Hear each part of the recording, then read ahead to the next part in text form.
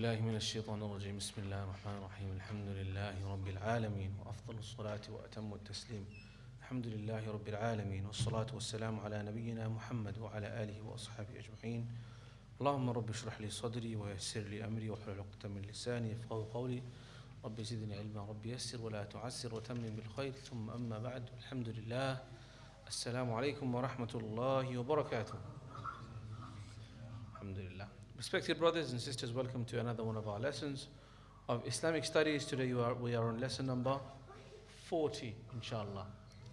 In our last week's lesson, lesson number 39, if you recall, we had a practical demonstration of how to wash and shroud and bury a deceased person. And the brothers from the funeral services came and showed us with a coffin. If you've missed that lesson, I really advise you to go back and watch that lesson. It was very beneficial.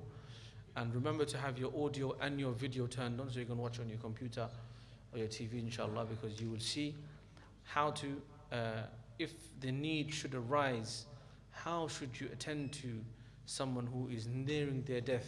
What are the etiquettes that one should maintain when it comes to helping someone in their last moments as they leave this world to meet Allah? And what to do thereafter, from closing their eyes to closing their mouth, to how they should be washed, to how they should be shrouded, how the janazah should take place, and how they should be buried and left to rest. This is all covered, inshallah. So today, inshallah, without any further ado, we are going to move on to the next segment. Remember, we said that this is going to, these lessons from 1, 2, 3, 4, 5, and now we are in 40, are going to cover the 5 pillars of Al-Islam. We spent a significant amount of time on the first pillar of Islam, which was Shahada. And then we spent an even more significant amount of time on the second pillar, which was As-Salah, prayer. And Janazah that we done, and the burial, is actually in the chapter of Salah because it's Salatul Janazah. It's a part of the chapter of Salah. With that now finished, we must now move on to the next pillar, which is the third pillar of Islam. The third pillar of Islam is what? Oh, hold on. We have a room full of men, but no one knows what the third pillar of Islam is. Yes. And what's the fourth pillar of Islam? Fourth. Zakat. And fifth one is? Hajjul Bayt man istata'a ilayhi sabila. Tayyib, very good. Yes, third pillar is Sawm. But what we'll do for the convenience of fast approaching Ramadan, we will not do Sawm now. We will do some Zakat now. Because we will do Sawm, inshallah, my target is inshallah, that we will do the chapter of Sawm in one go, a week or two before Ramadan. So you'll be fresh in your mind. Zakat, you need to know from now, because Zakat, some people pay it before Ramadan, and some people pay it during Ramadan, and some people pay it after Ramadan. In fact, Zakat can be paid anytime. Why? Because your Zakat begins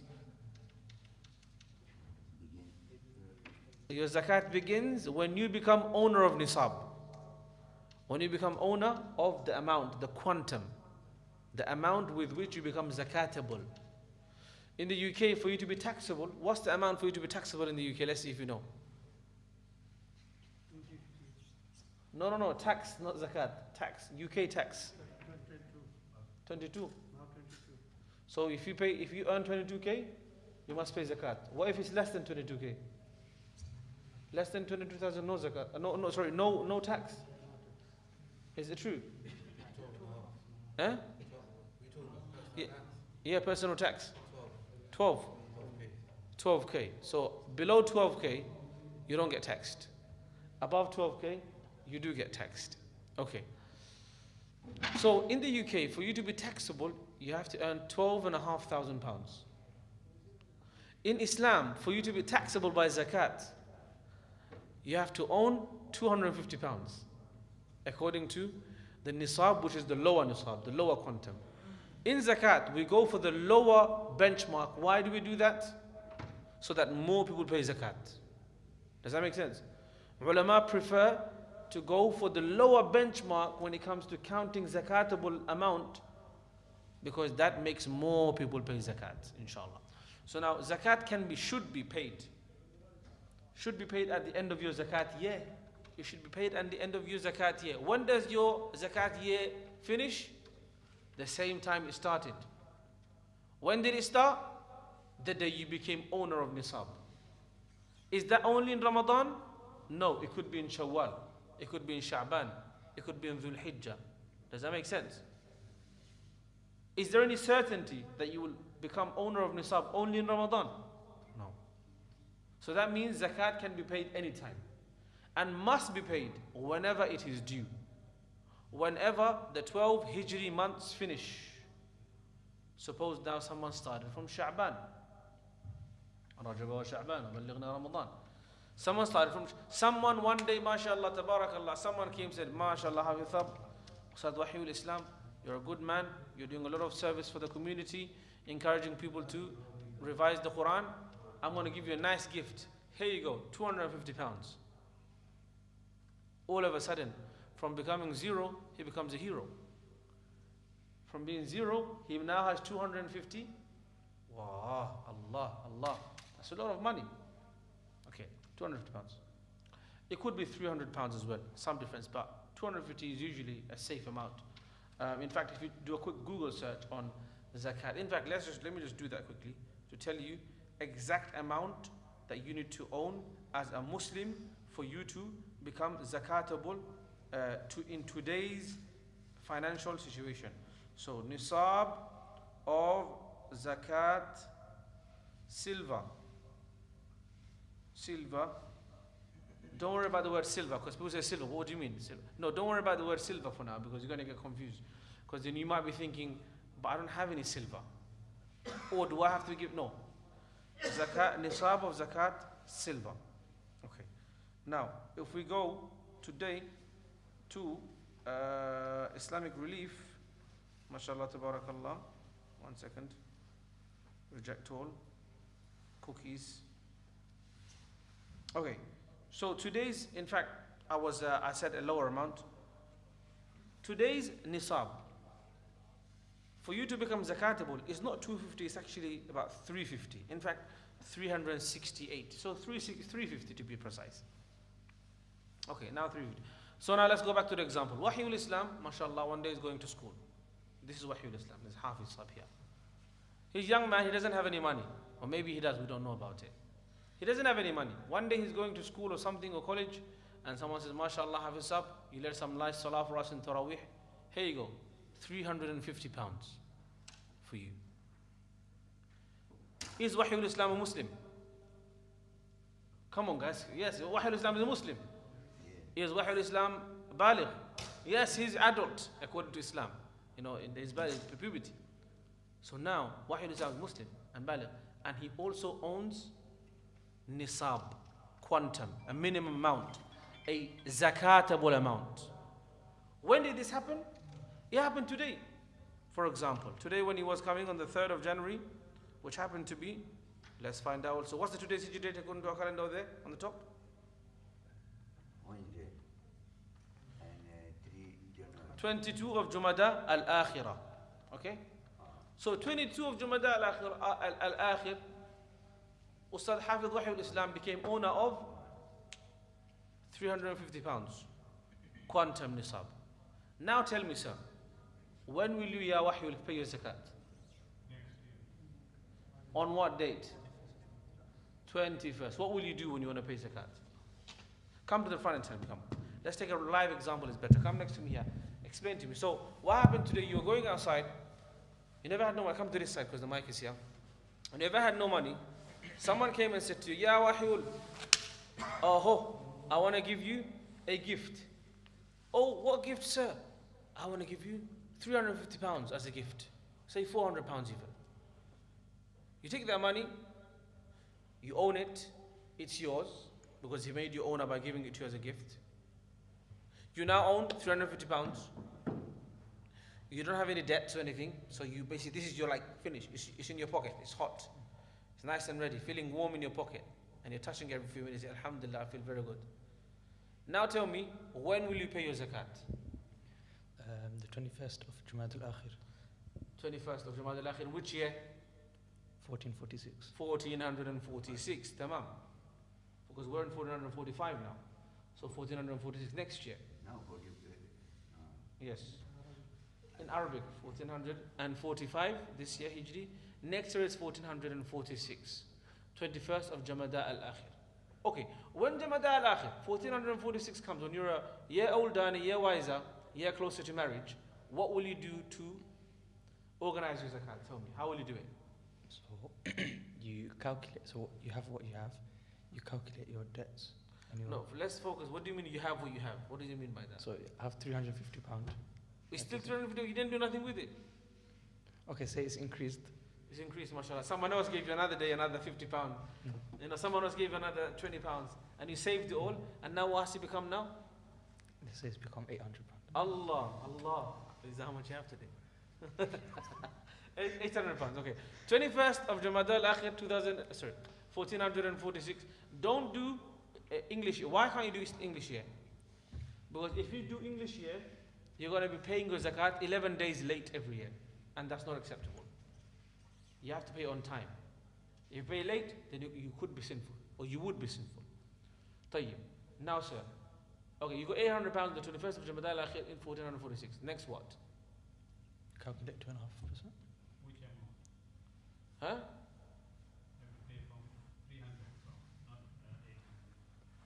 No, that's where you're wrong. That's my point.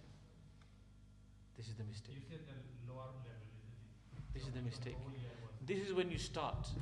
When you finish, when you get 350, that's when your zakat year starts. This is the big major mistake that everyone makes. So what does that mean? Now when you come to pay zakat on, and now you own £800, how much are you going to pay zakat on? Full 800. What if you have a debt? You owe someone £100. Minus. Minus the debt. What if you have a bill? £50. So what you left with? 650. 650. So now by sub, you pay zakat on 650.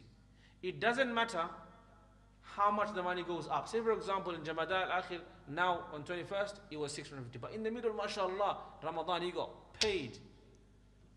He got paid big, mashallah. He had like £3,000 ready to go. But then you decided to go and buy yourself some nice shoes, some, maybe made some donation, whatever, help Philistine. And you spent it. So the fact that your money went up in the middle. And then what happened one day? Because you're being irresponsible with your money, you spent it, now all of a sudden you had £200. You spent it. Then you took your friends out to eat, and it became £100. So it went spike and took a dip.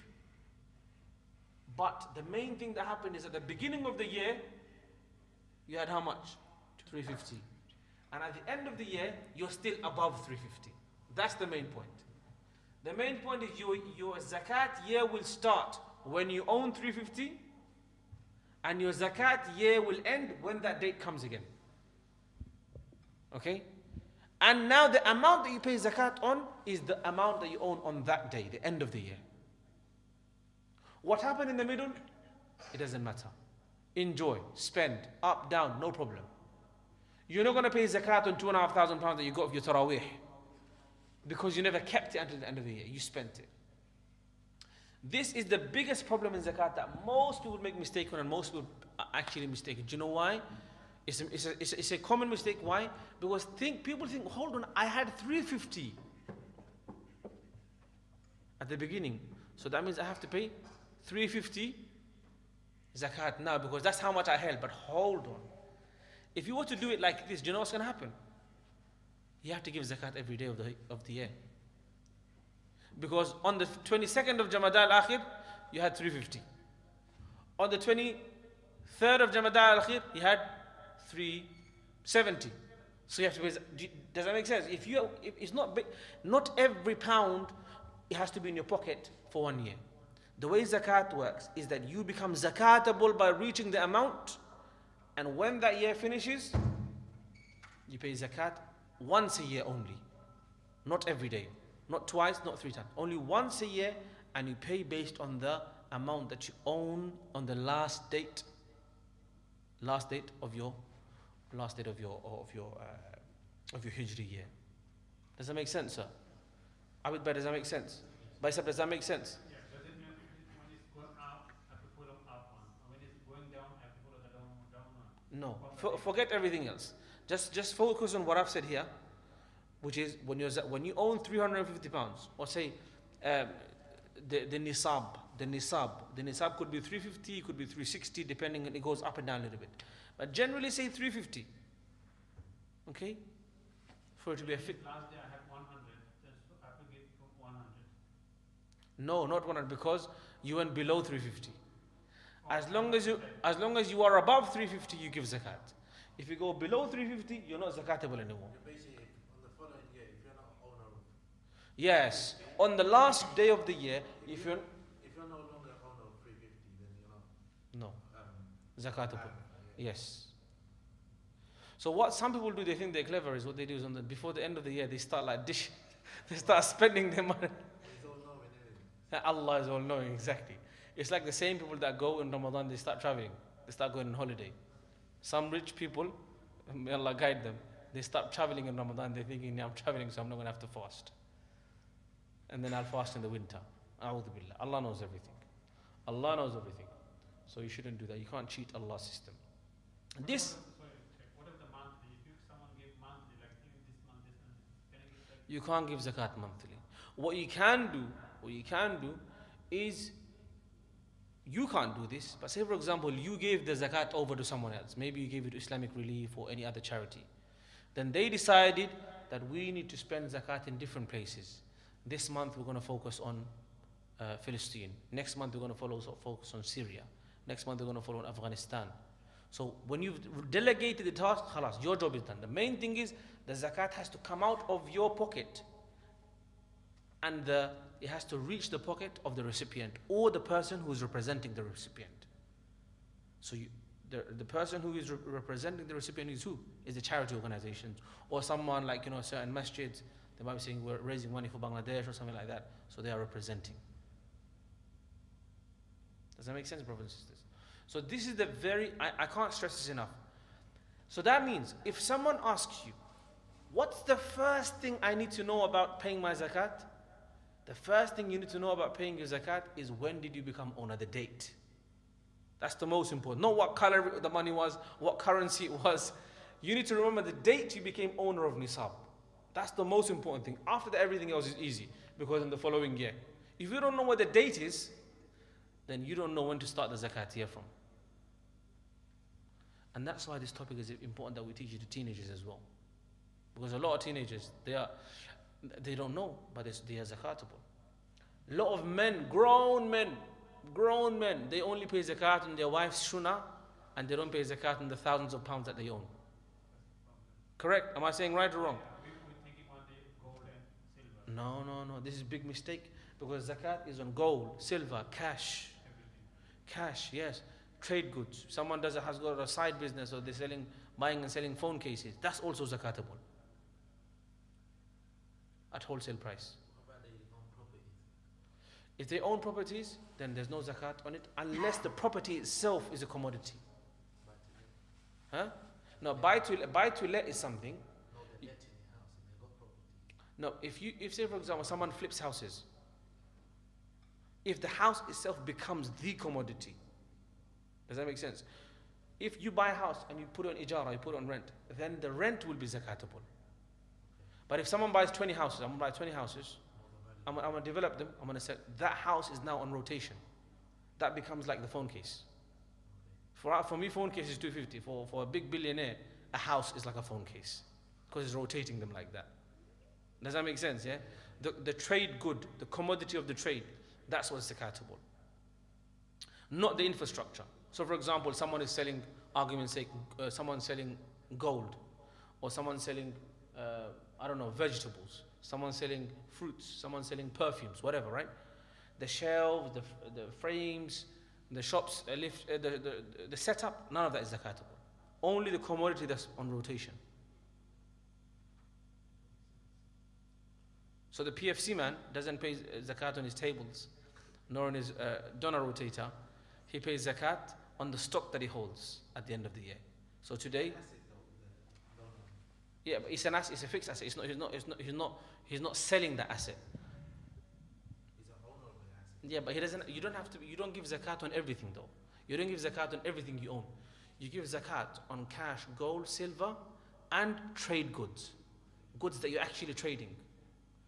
So if another man now sells those donor rotators and he's got 1,000 of them, is selling them, or 50 of them, or 30, that man gives zakat on it. But the man, that local PFC shop man, he owns it because that's part of his infrastructure. That's a part of his shop setup. So when he wants to give zakat at the end of the year, because his zakat year, if I own a PFC for example, right, and my zakat year finishes on Ramadan 5th, I count my cash, gold, silver, cryptocurrency, stocks that you invested in, which are halal, of course has to be halal, and also the stocks that you own in your shop. So you do a quick count. Okay, we've got 2 donor rolls, we've got 100 chicken wings, we've got 100 chicken thingy, we've got 20 packets of chips, all of that stuff. This is going to get sold, right? Add it all up. Okay, now we've got altogether the value, wholesale value is, say, £1,000. You add that on top of all the other stuff. Because those trade goods are also part of your position. Okay, there's a shareholder. You and your mate own it. That £1,000, half it, 50. Well, there you go. Welcome. This needs to be broadcasted. Yeah, welcome. I say it every now and then. I say Ramadan every time, but no, it doesn't get through because it's quite complicated, but it's actually very simple. It's very simple. It's a simple concept, but people don't. In fact, there are people who I met a colleague who went to madrasa. He went to madrasa. He didn't become alim, but he went to madrasa. And when I told him, Habibi, do you know that you're supposed to pay zakat on trade goods?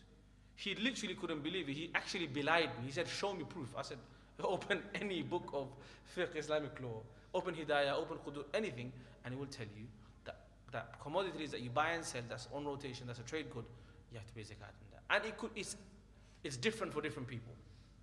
You know, for someone, it's hats. For someone, it's socks. For someone, it's clothes. For someone, it's phones. For someone, it's phone cases. Someone is shoes. Whatever the trade good is. Does that make sense, yeah? For someone, it's books, because the books are on rotation. But if you own the books, even 1 million books, he just owns them because that's his possession, no zakat on it. But he owns them to sell them, so the wholesale value is zakatable. So this is an overview. Inshallah, we'll cover that in detail, bi'idhnillah, in reading. So this is an overview of how zakat works. Are there any more questions? Because inshallah, what we're going to do is we're going to read the segment on the book, in this book that we're covering. But not next week, because next week I'm actually away for just 1 week. Just 1 week I'm going to be away. So following week, inshallah, we'll carry on, which is, I believe, the 17th of January, inshallah, we'll carry on. I believe it's 17th of January, inshallah, we'll carry on. Are there any more questions? I've got one. Yes. So it's just me and my hand. Yeah. It's fine, go ahead. It's good to learn. Joint. When there's joint finance Yeah. within the household, is it like a holistic value or You mean the house mortgage? no Okay. savings and stuff? Yeah, so you divide it between you and your partner that you own it. So, you know, she owns half, you own half, for example, right? So, say for example, you have a saving account together. We're assuming it's usually 50-50 or 30-70, 60-40. So based on your possession of your percentage, you pay zakat on that. But you are, of course, allowed to pay zakat on behalf of your wife. So you can just say, I'm paying zakat on all of it. But originally speaking, again, for, the wajib is upon the wife. So now, just to share an experience. For the first few years of my marriage, I paid zakat for my wife, including her gold. Okay? Then after a few years, she had a bit more money. So I said to her, no, you pay the zakat now, because I wanted to learn that this is your responsibility. So she actually she went out there, she got it weighed. We got a weighing machine, you can get it, you know, them weighing machines for the gold. She put it inside there, she weighed it. I called the Shuna shop and I said, Baisab, what's the gold price today? He said, gold price is this. I said, okay, so that's the value of the gold today. It's not about what you bought it with, because maybe you bought it 20 years ago and it was £1,000, but today it's worth £5,000. You have to give market value today of Shuna today, of gold and silver. So if you reduce the price, suppose Yeah, then you pay 1,000. Yeah. Same thing with, for example, cryptocurrency. Someone decided to buy Solano or Adana, whatever they, the other people will buy. Yeah. But at 5,000 now, today is worth 1,000. You pay 1,000. Okay. It's not Adana. It's something called Ada. Yeah, I don't know. But inshallah, soon I want to also deliver to you from the Islamic Studies class platform a comprehensive lecture on cryptocurrency. It's a very common question. Are cryptocurrencies halal? Are they not? Which ones to trade in? Also, inshallah, something I want to cover, forex trading, because everyone keeps on asking me this. Is forex halal? Is dropshipping halal? Is this halal? It keeps on coming. So inshallah, we need to cover this. Shares. Buying shares, share market, stock market. Stock market, what are the rules and regulations of that? Very important. And in fact, Islam, we need to understand Islamic perspective, because our deen teaches us to progress in dunya and to be successful. We just need to know the rules and regulations and the guidance so that we can do so within the boundaries of Sharia, inshallah. Islamic finance, car finance, house mortgage, student loans, common questions. It's all coming. Stay tuned. Subscribe now. Auction is basically Halal. As long as the commodity is halal, auction is very much, yes. This is very much halal, yes. Okay, auction is also fine. Bay'u salam, pre-ordering. A lot of people pre-order cars, or pre-order this, pre-order that. Is that allowed? Yeah, it's, in summary, yes, of course. It's quite a simple one, but yeah. There are many masail people are confused about. They don't know where to, they're probably Googling, but they're not sure still. So inshallah, from the masjid, from here, we will say a comprehensive answer based on the 4 schools of law, so that should you want to look for a authentic, reliable, comprehensive guidance, you will find it. All on its way. Subscribe and click the bell button, like they always say. I never say that. If you like it, you subscribe, otherwise you don't. It's up to you. So more misunderstanding things that gold and the silver. That if it's money, we don't believe it, we have to give zakat. Say that again, please, sorry. So we normally, everyone knows only gold and silver. Yes. Most people only give zakat. Like I said, there's so many people. They only pay zakat on their wife's gold, and they never pay zakat on anything else. And the guy's a millionaire probably, or he's got lots of money. Oh, I pay zakat. Akhi, do you pay zakat? Of course, akhi, I pay zakat. MashaAllah, subhanallah. But another thing, usable gold. If someone has 100, like what is called ruby, then Which one? the gold amount. Yes. If someone has 100, what is called buri. Body, tola, yeah, grams. So a body and a tola is basically 10 grams. So every tola or every body is actually 10 grams. Usable gold, no zakat, something like this. Oh, this is called huli al-mar'a. No, this is according to majority and the strongest opinion. It's basically the gold that the woman actually wears. There are some opinions that says that the gold that she actually wears, that's not the opinion that we follow, by the way. That's not the majority opinion. Some ulama have this opinion, but there is the opinion out. I don't want to reduce the strength of that opinion by saying some.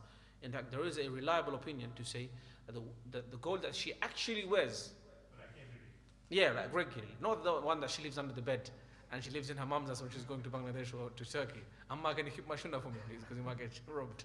Everyone does that.